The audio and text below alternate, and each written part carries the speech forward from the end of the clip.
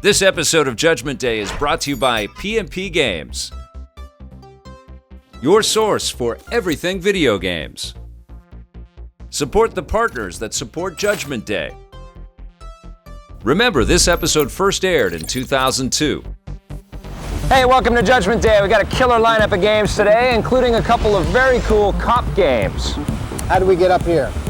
I don't know, how do we get down? Today on Judgment Day, Tommy and I review Dead to Rights on the Xbox, the Mark of Kri for PlayStation 2, Eternal Darkness for the GameCube, and we also look at the Cybergun Desert Eagle.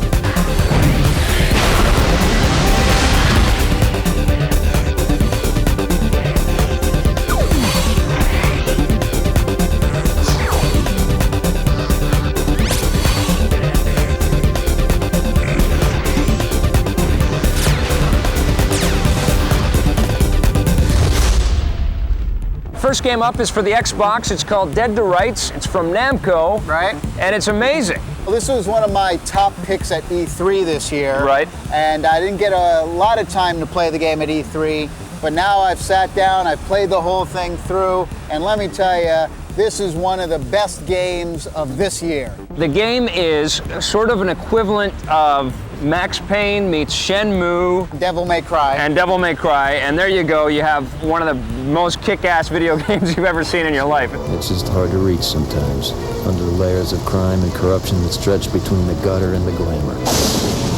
It was another gray autumn. The leaves were changing from gold green. Now, one of the big influences on this game is the whole kind of John Woo That's obvious. directing style of this game.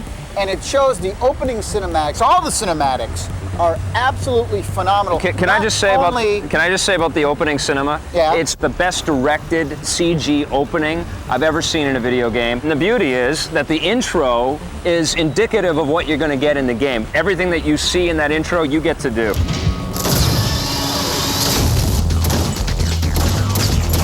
Now, there's a lot of different things to learn in this game. You're a guy with a gun, and you got a dog. Your dog's name is Shadow. Yep. You can take the dog and sick him on bad guys. You also have to use Shadow when you can't get to certain areas because you're not sort of dog size. So you have to because you have to send the dog into different sort of small little places, and he'll activate switches and things like that. I was amazed that this game was as easy to pick up and play as it was, because it's really got a lot of stuff going on, but the control is very intuitive. They have amazing slow-mo mode. Oh yeah. It's like they've upped the ante on Max Payne. You can actually switch the camera angles in the middle of your sequence. Right. So it's like you're playing and directing the movie at the same time. Unbelievable. It really is. One of my favorite parts is you can disarm guys. Oh, I love that. But then you can grab them by the neck and use them as body shields. As human shields, What yeah. a beautiful thing. Now, I mentioned the fact that it's got sort of a Shenmue kind of influence in there, because the game is loaded with these sort of mini games, but they're not gimmicky.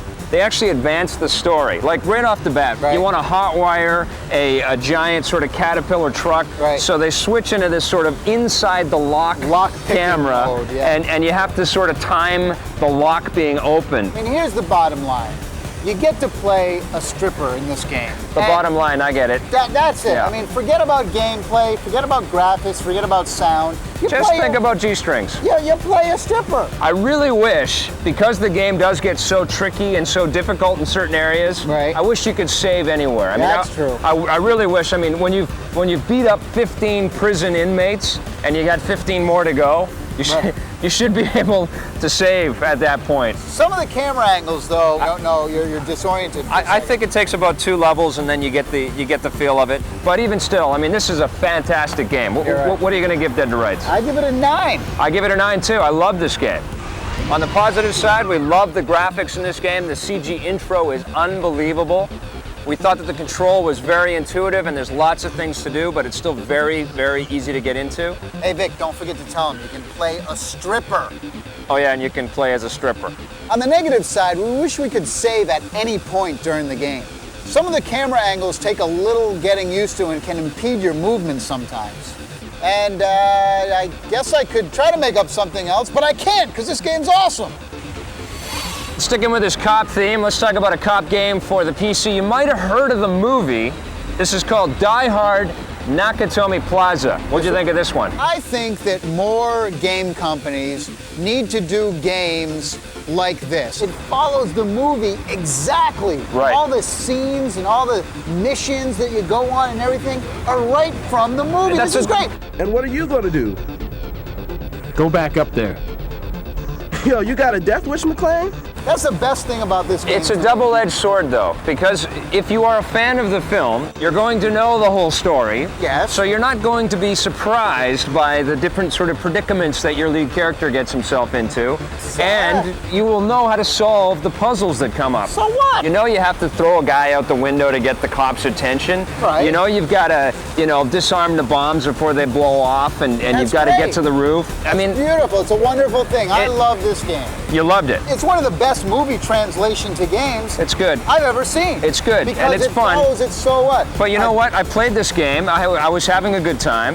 But, I would say that PC first-person shooter games that give you a fun experience are kind of a dime a dozen. There's so many of them out there right now. This game isn't about being a first-person shooter. This game is about reliving the experience. Reliving. Well, I'll tell you. Tell me you didn't want to go see the movie. That's all I did. I played 3 levels and I was like, okay, I want to watch the movie. I don't care about playing this game anymore. I want to go watch Bruce Willis and Alan Rickman or whatever his name was. I wanted to finish this game. I thought it was a bit weird though that John McClane is left-handed. Yeah. I've never played a left-handed game, so I didn't even notice until you just mentioned that. Well, you'll pop out behind a door, and usually if you're right-handed, you can sort of sneak out and shoot that way if they're on your left. But if they're on your left and your gun hand hasn't passed through the door, I found myself sort of popping out and getting blasted a lot because I couldn't fire back in time. You're crazy. I'm used to one way, all right? Acting was really good. I like the acting. The acting is really good. I like the Bruce Willis guy. And the Hans Gruber guy made me laugh every time. Now, I have a machine gun. Ho, ho, ho. The dialogue is right from the movie, swear words and all. Yippee-ki-yay is in there. They say the F word in this game. They do say the F word. You know how excited I was when I heard that? Yippee-ki-yay. He's giving thumbs up to the F word. Thumbs up to the F word. I liked the game. I'm not saying I didn't like the game. What are you saying? It would have been cool to have a multiplayer version of this game. And your multiplayer. It would have been good. Jeez. It would have been good. Imagine if you could play as Hans and the terrorists and you're taking on Bruce Willis. It would have been fun to play the bad side. Yeah. What are you going to give it? I give it an 8.5. I'm going to give it a 6. On the positive side, this game follows the movie to a T, which is awesome. The acting in the game is very well done and very representative of what the movie was. And finally, you get bonus points for the F word. On the negative side, this really is just a straightforward game, and it's lost in a sea of other great first-person shooters. I really would have liked to have seen a multiplayer game in here. And even though it's accurate to the movie, I thought it was a bit weird to play a character that shot with his left hand.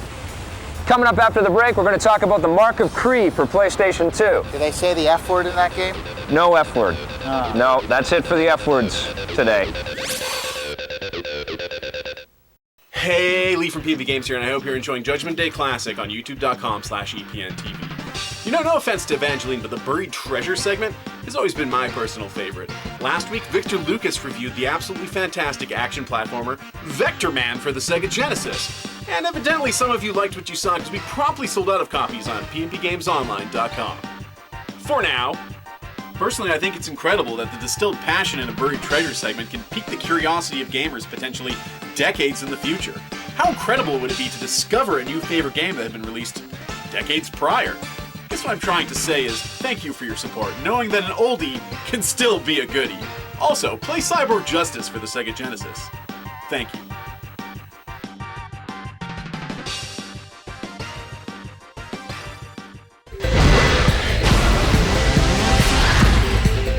Hey, I'm just shopping for some dinnerware here, and I just finished playing Dual Blades for the Game Boy Advance. Now, this is a fighting game in the style similar to Samurai Showdown. You guys remember that arcade classic from S&K?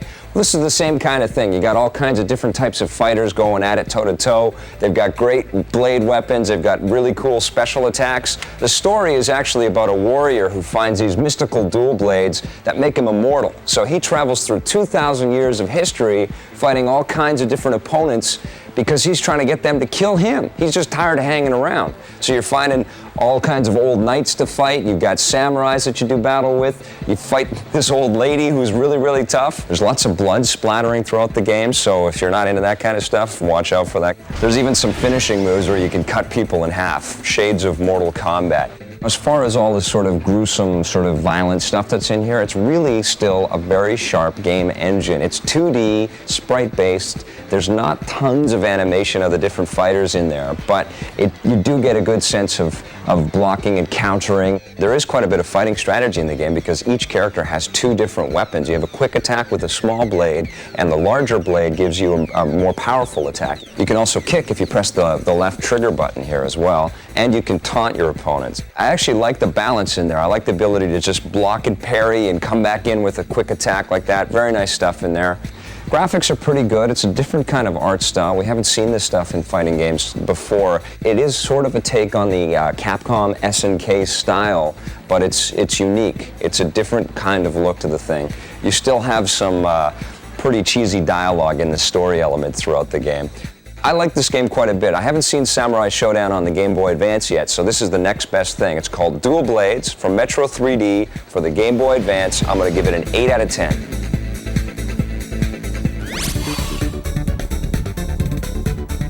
We're back. We're going to talk about the Mark of Kri for PlayStation 2 from Sony. So what'd you think of the Mark of Kri? The cinematics in this game are actually really great. They're awesome. They this unique thing where they kind of pencil draw in all these like comic book style pictures. Yes. And then they shade them in with color, and then it turns to like the real thing. Good.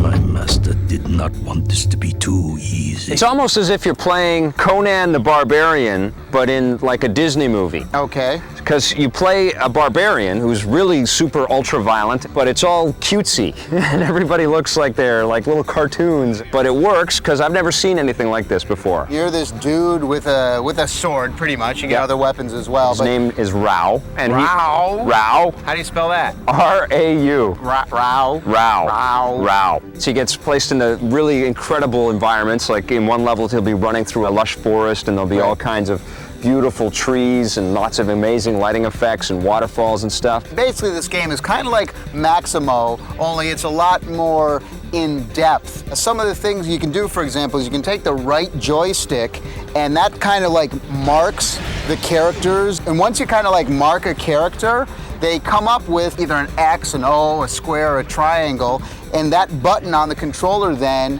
you'll attack those characters.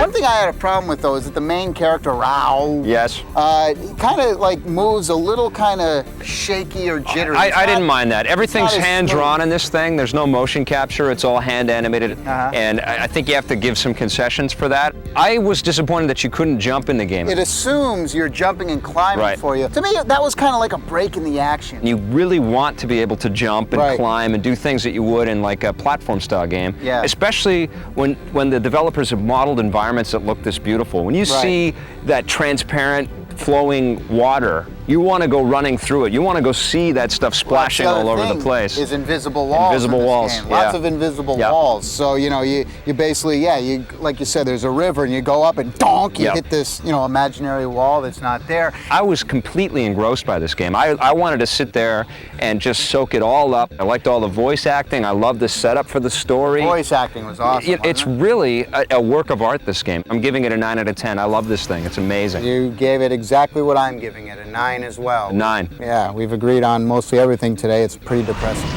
On the positive side, we both love the look and feel of this game. It almost reminded me of a Conan movie meets Disney. The fighting system in the game is absolutely innovative, never been seen before in video games. And the atmospheric audio and the voice acting in the game is absolutely superb. On the negative side, we wish the character could jump.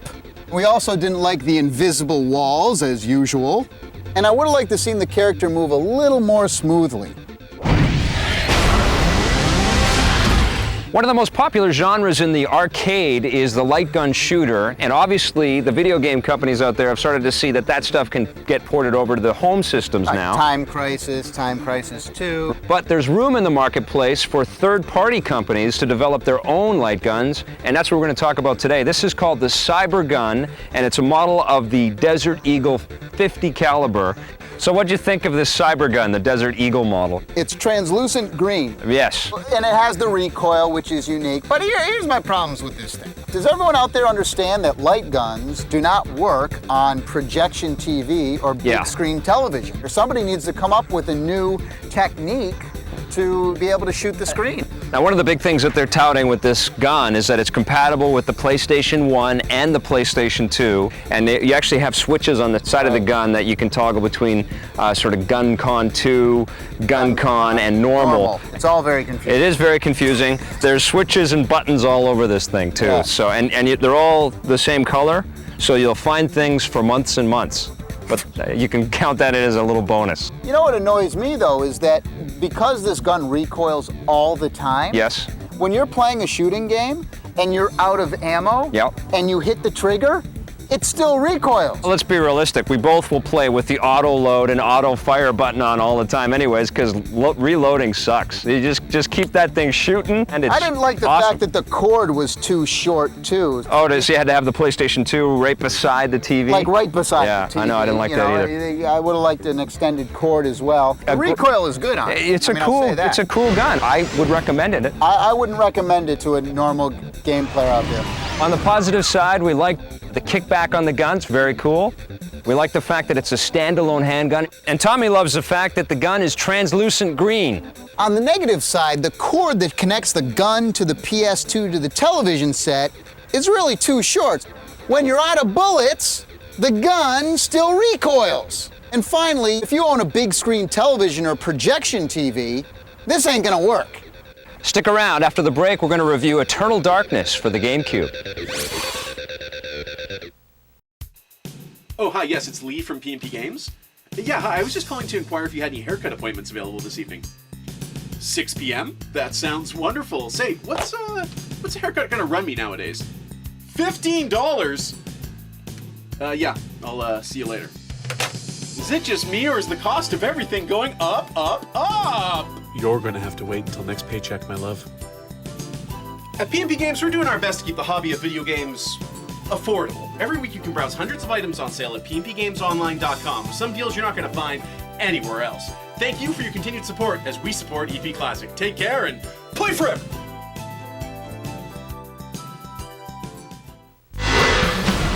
Buried Treasures brought to you by EB Games. You know, everybody's heard of the game House of the Dead, right? First it was an arcade game, then they brought it on the Dreamcast and other systems. Well, guess what? Here's a game that you probably may or may not have known even existed. It's called Typing of the Dead. Now, instead of shooting a gun, what you have to do is type words. And for every letter that you get correct, it's like the same as a bullet shooting out of a gun, right? This is amazing because not only is it fun, but it's also educational. And that's very important when you're killing zombies. You want to do it in a very educational kind of way. So it starts off kind of easy, you know, with like 3 or 4 letter words. And then, though, it actually gets up to like really big, long sentences, which is amazing. And then it grades you at the end of the level and has all your like stats and everything and how well you did. Now, I know what you're saying to yourself. Wait a second. Sega Dreamcast, keyboard? Huh? I know. The keyboard for the Sega Dreamcast is probably harder to find than the game. I suggest going online to some auctions and maybe finding one there. These Dreamcast games are getting harder and harder to come by, and let me tell you, the Dreamcast was a really good system at the end of its life cycle, and you can really still get some great games for it. But wait! It gets even better. Typing of the Dead on the PC. That's right, ladies and gentlemen. This game also came out on the PC, and you can pick this up virtually anywhere. This is a great deal. You see what I'm saying? You can find this online, go into your stores. We're at EB Games right now, checking it out for under $5. You can probably find this game, Typing of the Dead. I'm talking about a total classic game that never got its props. Let's talk about a creepy new game for the GameCube. It's called Eternal Darkness, Sanity's Requiem. It's developed by a company called Silicon Knights. And what'd you think of this one? Well, this is the game I've been waiting for the GameCube. We've been talking a lot about how Resident Evil is always the same thing. Yes, this is the natural comparison to make here between Eternal Darkness and Resident Evil. Resident Evil needs to take notes because this game is the next step in Resident Evil horror genre. Absolutely. It's obvious that the guys at Silicon Knights have been paying attention to all those other survival horror type success stories that are out there. Right. But Eternal Darkness really isn't just that kind of a game. No. It's much more of an action-oriented adventure game. The movement of your character is so refreshing. Anywhere that you push the controller, your character will move and walk in that direction, which is something what we've wanted from survival games for a long years. time. Let's start at the beginning. The opening cinematic in this game makes me want to barf. I mean, it makes me want to hurl all over the place. Oh, in a good way. In a good way. Right. It's so disgusting, it's great. Love the maggots. Is that your grandfather, Edward? Yes, it's him. He's wearing our family ring. You play a woman who's trying to find out why her grandfather was killed. Who looks exactly like Nina from Tekken, by the way. She goes to his house, and it's like a really creepy house with pictures of old ancestors. It's the biggest house you've ever seen in your entire life. And as she is trying to unravel it, she finds this book. She's flipping through pages of the book. She finds all these other mysteries that have taken place in different periods of time. Each chapter of the book is a complete game within itself. You can actually play 12 different characters in the game and go on all these mini adventures. It's almost overkill. There's almost too much stuff to do in this game. Never. And what I really like about it is as you start to find the chapters and start to play through the different levels, things start revealing themselves to you. You have this thing called insanities, and insanities... There's an insanity meter. And as that starts to drip down, you can start experiencing things that are going to completely twist your head. The other great thing, though, is the targeting system on this. Yeah. You can actually press the button and push up or down if you want to chop the person's head or the arm or the chest. But the best thing about this entire game is by far the audio. The sound design, the music's great. The spell casting freaks you out. I mean, it's your own spell, and it freaks you out. I tell you, I love the finishing moves as well. I love this game. It is my second favorite GameCube game. Now, what's your first favorite? I still like Rogue Squadron 2, but I love this game too. This game is awesome. What are you giving it? I'm going to give it a 9 out of 10. Okay. Well, I'm completely biased towards Nintendo, so I'm giving it a 2.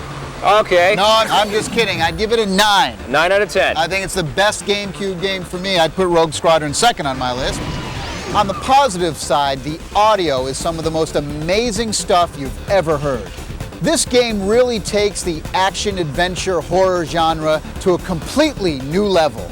The controls are great, we have insanity meters, the camera angles are awesome, the graphics look good, the storyline's awesome. Overall, just a really well-rounded, great package. On the negative side, we really didn't have too many problems with this game at all. It may take a little while to get into it, but once you do, you'll love it. And the action sequences could have a little bit of a faster pace to them. Today on Judgment Day, we took a look at Dead to Rights on the Xbox. This game looks like a John Woo movie. It's loaded with great action sequences, but you have to finish a mission in order to save. On the PC, we looked at Die Hard Nakatomi Plaza. This game is exactly like the movie, which is also a problem because there's not that many surprises. On the PlayStation 2, we looked at the Mark of Kri. This game features incredible artwork. It's almost like Conan the Barbarian meets Disney, but there's still invisible walls in the game. On the GameCube, we looked at Eternal Darkness, Sanity's Requiem. This is a great, creepy adventure game, but it does take a little bit of time to get going.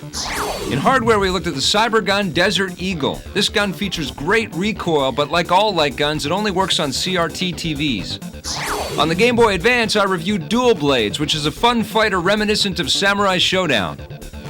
All right, man, come on. We gotta do the X-Crow. Come on, we gotta say goodbye. We gotta say goodbye. All right, we'll see you guys next time on Judgment Day. You play a barbarian named Rao. Rao? Rao. How do you spell that? R-A-U. I thought his name was Kri. No, it's Rao. Anyways, Rao is sent on all kinds of missions. Mark? No, it's not Mark. Mark, no, it's not. It's Rao. Rao is sent on all kinds of cool missions Or is it Tim? No, it's not Tim.